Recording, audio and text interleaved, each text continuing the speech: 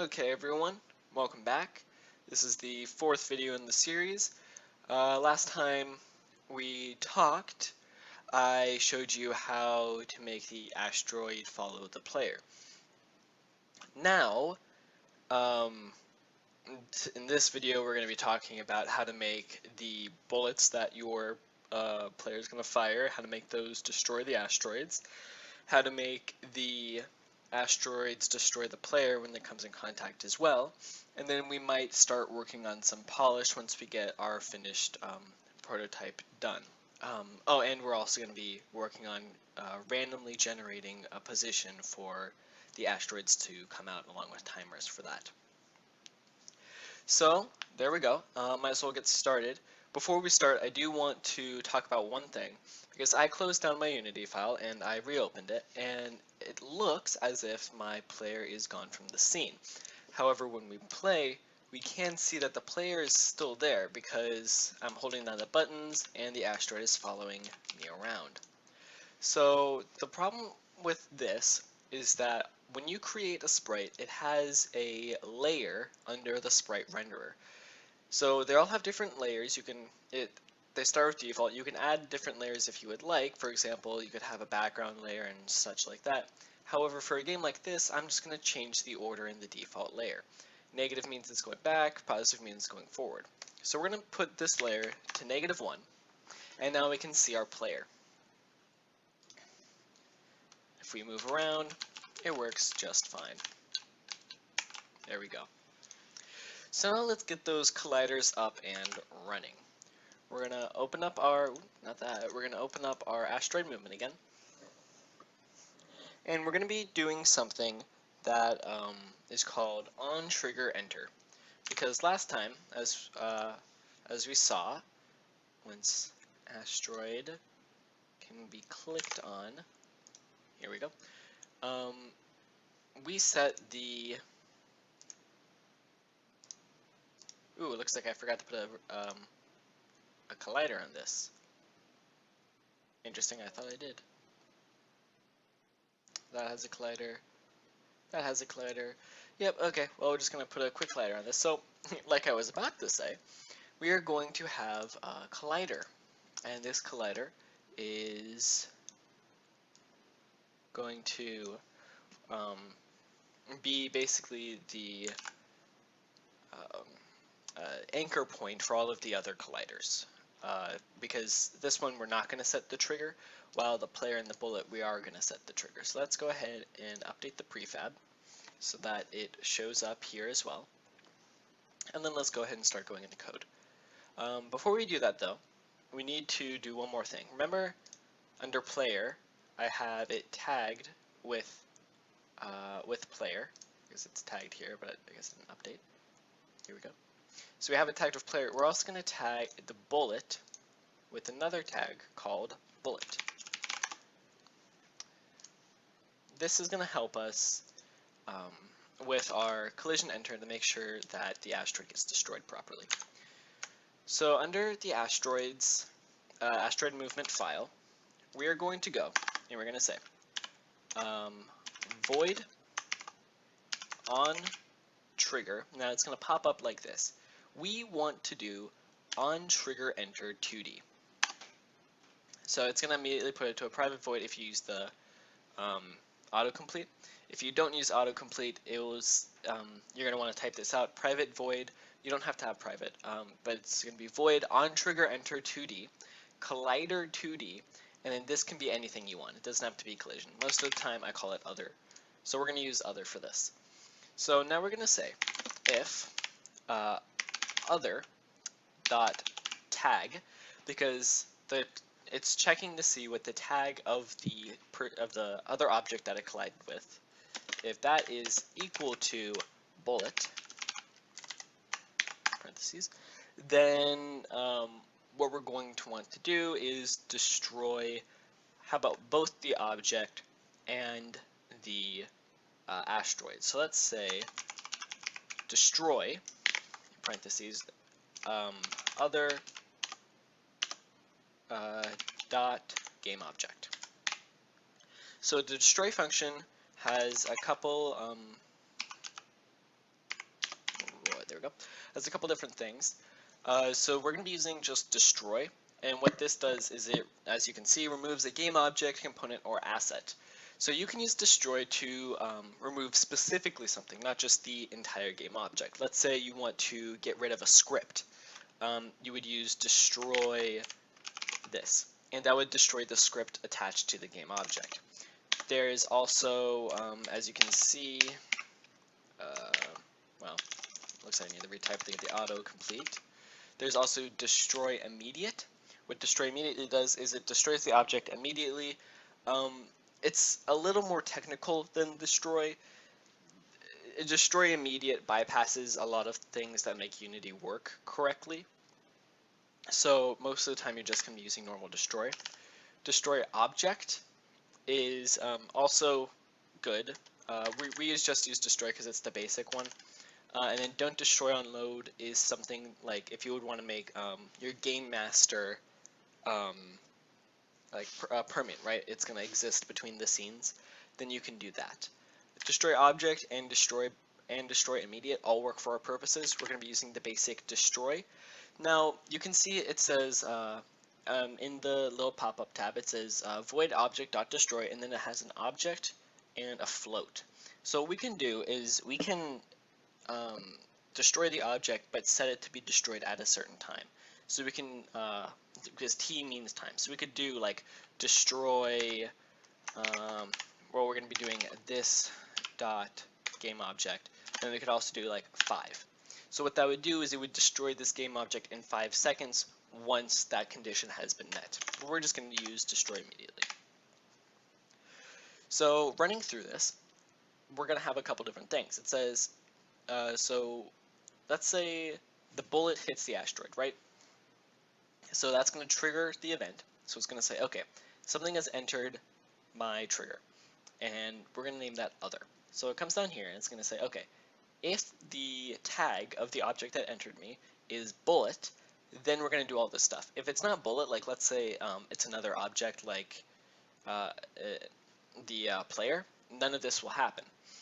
But if it's a bullet, then it's going to destroy the bullet, destroy other that game object, and it's going to destroy this.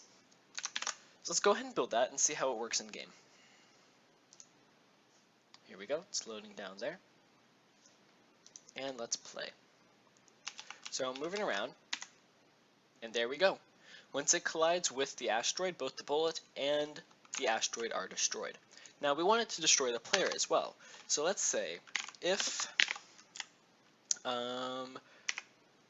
or since the player is the only other thing in the scene, we can just say else if, or else, because we don't need a condition for this, then we're going to destroy the other one.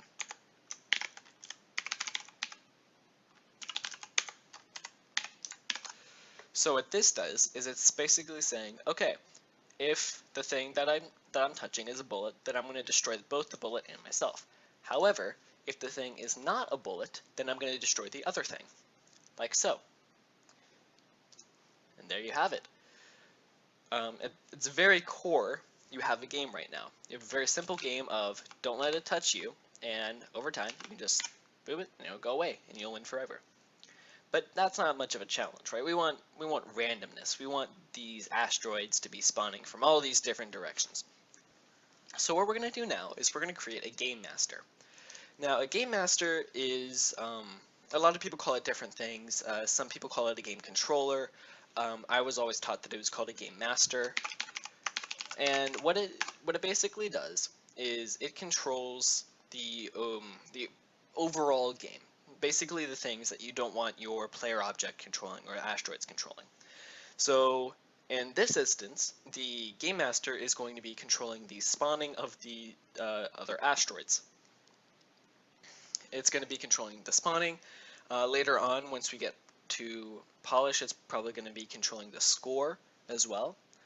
And it might even control the menu system that we might use. But we'll get to that after once we get the polish. But for now, just know that our game master is going to be controlling the randomly generated asteroids that are going to spawn outside of the scene.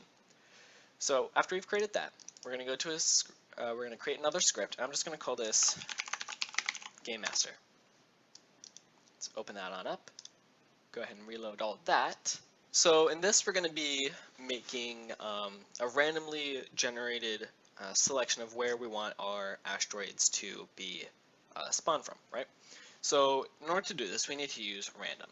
So using random in C# is pretty easy. It's random, capital random, it's going to become blue, dot range. So we're going to do random range. We also need to set something to this. So we're going to set int,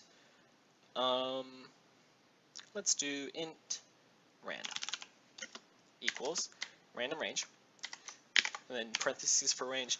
Now, random range is really interesting because if you declare it as an integer, it's going to take your first number and last number, your min and max, and it's going to include the first number but exclude the second number. So if we wanted a random number 1 through 4, we would do 1, 5, which is what we want. If we wanted a float, then it's going to include both of them. So if we did, for example, float randf dot random dot range, we could also do let's say 1f to 5f. So what this would do is, I probably should spell float right. So what this would do is, instead of giving us numbers 1 through 4, this would give us all of the random floating point numbers between 1.0 and 5.0. So this could theoretically give us 4.78, this could give us 1.10, this could even give us 3.0. That's why we like to use the integer value of it all to basically get 4 numbers that we can use. So we're gonna use 4 numbers as our random integers to basically choose which side it's going to be coming from. So we're going to say if rand is equal to 1, then we want it to spawn, let's say, above us. So that's up. So it's spawning above us. So what we're going to want to do for that is we want to get a random position along the top, right? We don't want it to spawn just in the middle of the top section. We want to get a random position from there. So let's go back to our game, and we're going to use our player as a little cheat, and we're going to say, okay, I probably want to spawn it right about here, just barely off screen. So we're going to make it spawn at a y value of 5.5, and we're going to have it spawn from negative 8.5 to 8.5. So that seems to work out just fine. So we're going to do our rand x position is going to be equal to random, or actually I should probably declare this as a float, not float, F-L-O-A-T. So random dot range, and we want this to be between negative 8.5f and 8.5. So after we get our random x position, also that needs to have an f at the end of it to make it a float. We're going to instantiate. And before we even do that, I'm getting a little ahead of myself. We're going to make a game object of the asteroid, and we're going to set that to public so we can assign it inside of Unity.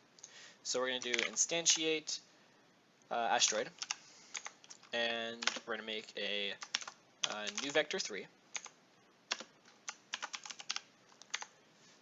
New vector 3 of the x position is going to be rand x position, and we want it to spawn at 5.5 and 0z, and then we are also going to spawn this as a quadrarian.identity.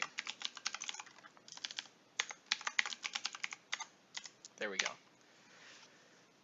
And that should be a float as well. So another thing we could do is, I've been using vector 3 this whole time, even though it's a 2D game. We could make this a vector 2 and just get rid of it all. That works as well. It will build correctly and work fine. And I think we're going to start to do that now. So what this is basically saying is going to say, okay, if we have a 1, then we're going to take a random x position, and we're going to spawn an asteroid up there. So theoretically, this will work right now. Let's go to our game master. Let's assign the script that we just made, and we're going to put our asteroid as the prefab. We're not going to maximize on play so we can see what happens. And whoa, there we go. There's a lot of them there. So it seems like we have the same problem that we did with the firing. It's just simply too fast, and we need to slow it all down. So what we're going to do is we're going to make a Boolean called canSpawn, and we're going to set that to true immediately. So after setting that to true, under update, we're going to say if canSpawn. So it's basically saying if we can spawn, then we're going to do all of this. That way we're not overloading our updates function every single time by making a new random number. That way we're only making a new random number every single time the canSpawn is equal to true. So after doing that, we're going to do the same thing we did for bullets. We're going to set canSpawn equal to false, and after update, we're going to create a I enumerator, and we're going to call this spawn timer.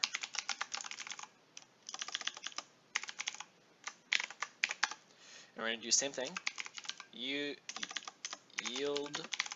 return new, and we're going to do wait for seconds, and we want it to spawn, let's say, 1 second. That should give enough of a challenge for right now. And then after that, we're going to do canSpawn equal to true to reset the loop. And up here, we're going to do start coroutine spawn timer. And there we have it. Now I'm going to copy the same thing for all the other directions. So now we're going to say else if random number equals 2. Then we have the random x position, and just for simplicity's sake, we're going to make this at the bottom of the screen. So 1 was at the top, 2 is at the bottom. We're going to do the same exact thing, and we can copy and paste that into here. We're going to do else if rand equals 3, and now we need to change this up. We need to make this a random y position, and we're going to change this as well. So the y position is going to be between negative 5.5 and positive 5.5. We're going to delete that. We are going to make this is going to be the right side of the screen. So we're going to make x as 9 just to give the player enough time. Ooh, that's a little too much. And we're going to put the y as the random y position. And everything else should be just fine. So we're going to copy that again. Do the same thing for number 4. Make sure to make that a negative. And now, if we play it, we should get an asteroid spawning every 1 second. So that spawned from the bottom, that was the top, left, left, top, right. Okay, there we go. We've seen all the directions. And it's still continuing to spawn after that. So I think we need to make a adjustment, because if the player dies, you're going to see the console just absolutely filling up with errors. And what this error says is that the object type game object has been destroyed, but you're still trying to access it. So the asteroid is trying to access the the player's position so that it can move towards it. However, since there's no position, they can't do that. So now we're going to be doing cross-file method sharing right now. So this is what we're going to create, is a method saying, okay, hey, the asteroid's been, the player's been defeated, or the player is gone, so now you can stop doing all that. Actually, we can make it even easier. So we're gonna create a we're gonna create another Boolean inside of the asteroid movement file. We're gonna call this player alive, and we're gonna set that to true.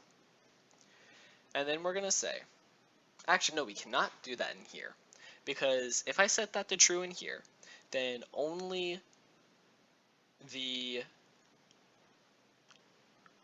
what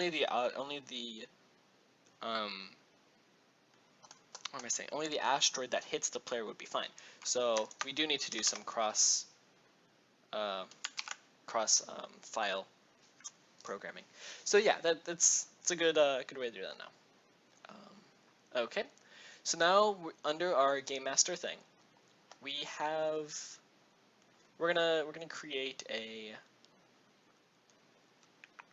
function called public void player alive. And what this is going to do is it's basically going to update a boolean for us. So we're going to create a boolean at the top, and we're going to do the same thing. We're going to call it player alive equals true.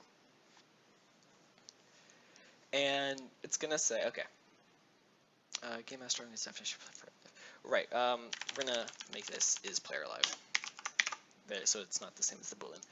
So what we're going to do is if this is called, actually, we're going to completely change this.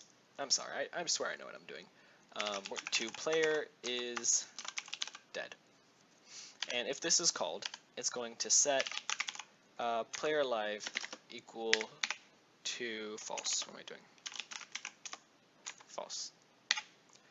But so since game master isn't ever really going to call it, we're going to go into here to asteroid movement, and we're going to say, okay, game master, which is the same name as the file for the game master up here, and we're just going to make a object called game master like so. So game master, game master. It's a little confusing, but let me explain what's going on. So just like we've declared game objects like this, and we can see them in the inspector and such, we can also declare the scripts inside of other scripts. So basically what this is doing now is it's calling other objects or other scripts, and it's able to access those scripts. So under here, we're going to say game master, and it's going to say, okay, we're going to go game master dot player is dead, and we're going to call that function. Oops. So now what's going to happen is it's going to check to see if the player is dead. Now in update, we want to do the same thing. We're going to do if player. We're going to do if game master dot player is dead equals true. Why can't this happen? Oh, that's why. Okay, I'm silly. I've been using the same one. Under here, we need to say public, and then we're doing a return statement. So we're going to do public bool player status. There we go. Okay, I know what I'm doing. So under this new function we've created called player status, we're going to basically just return player alive. So what this is going to do is going to return player alive inside of, it's going to return the value of player alive inside of our game master thing. So we're going to go back to asteroid movement. We can delete this like so. And here we can do, okay, game master dot player status equals true. So it's basically saying if the player status is true, or if the player is alive, then this happens. If the player is dead, then it doesn't happen. So let's go into our game and watch all of these errors go away. Hopefully. Well, see, now we got a different error. And that error is because of something. Aha! That error is because of something. I knew it. That error is because game master isn't assigned. We need to go public. Build that. We're going to go to public, and then under asteroid, we have a game master thing. So we're going to make our game master a prefab, and we're going to drag game master right in there. There we go. Now this will work. And if it's deleted, you'll note we get no more errors. However, asteroids are still being spawned. We don't want asteroids to be spawned after the player is dead. So what we're going to do is we're going to go into our Game Master script, and we're going to set another thing for actually we're just going to say yeah, we're going to set another thing. We're going to say end game. Or geez, I keep thinking I can use other things. No. So what we're going to do is, as long as can spawn is true and player alive is true, then you can keep spawning. But if player alive is dead, then we can't do anything about that. So what's going to happen now is if your player dies, well, seems like no one's following me. Let's see what happened. So as long as that is true and player alive equals true,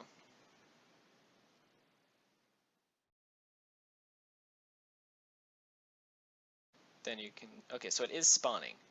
Like they're all still spawning, but they're not following anymore.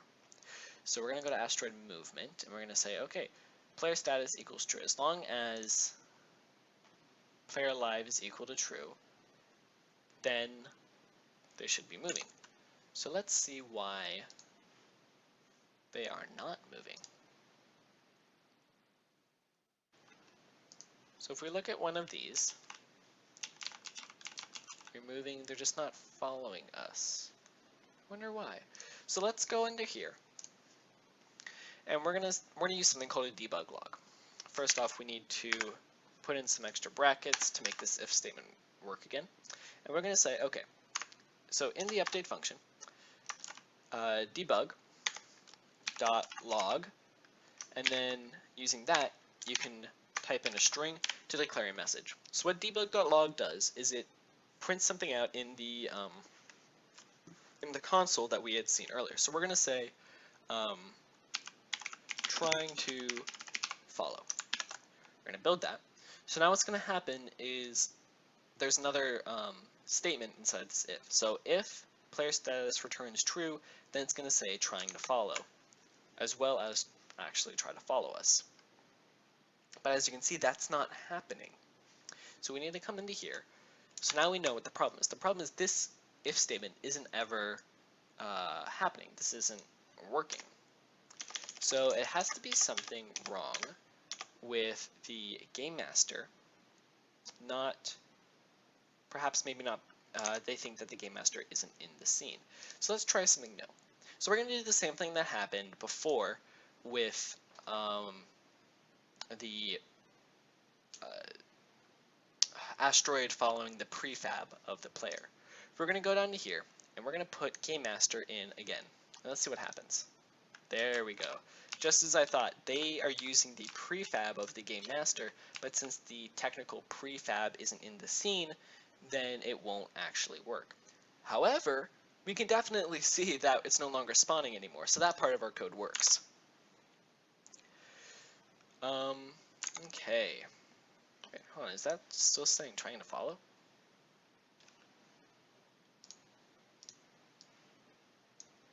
I wonder why that's saying trying to follow. It's no longer in the code. That is quite confusing. Well, oh, it's because I didn't save it or build it. Okay, so we need to do something.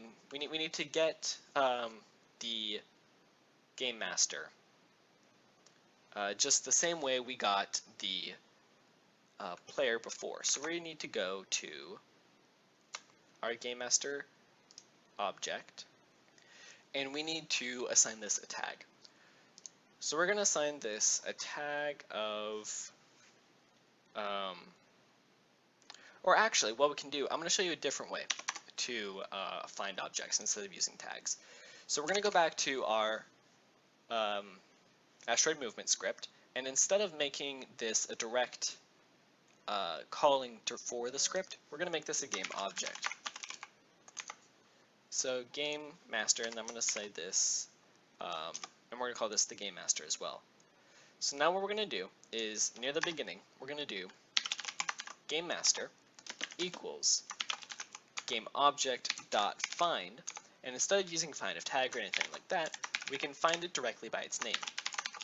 So I'm going to be calling it game master, just like that. And then after doing so, we can create a new game master object. Game master, let's call this master script. And under here we can say master script equals get component. It actually needs to be the game master get component dot get component, and we're going to get the script. And by doing so, we're just going to call this game master. Oops, just like that. So what get component does? That's first off, this needs to be master script. Let's change it. We need to change a couple of things now, just to make sure it all works out. And we can make this a non-public. So let's build this and see what's going on. So it's giving us an error with game master. And after doing a little bit of research, I realized that you need a parentheses, close and open after this. So there you have it. So what this is going to do now is it's going to create a object called game master. And just like how it finds the player, it's going to find the game master by using its name. And after finding the object, it's going to call that object, and it's going to get a specific component of that object called game master. It's class game master, so Unity knows that it's a script that we're looking for, and it takes that script and assigns it to game master script, which we have assigned up here. Now, after that, I went down and changed all of the other things, and if we build that, it's going to be successful. And if we play it, all of the new spawning objects will follow us. And once we die, spawning is closed and nothing else happens. Brilliant. So now you have a game. Let's make this full screen, and let's see how this game feels to play. Feels pretty good. It's oh, there we go. It's a little challenging, which is good.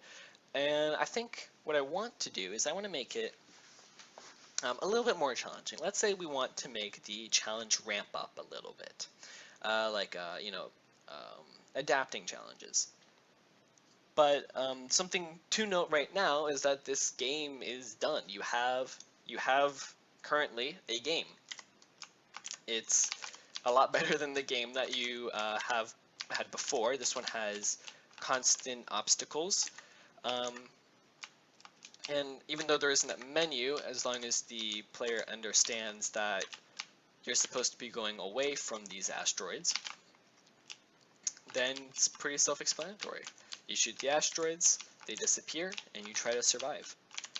I think the next step that we're going to do is add a score system to motivate the player and basically give them something a little bit more tangible and give them the sense of accomplishment after defeating a lot of asteroids. So I'm going to cut this episode a little bit shorter than the other ones, and so that next episode we can work all on polish.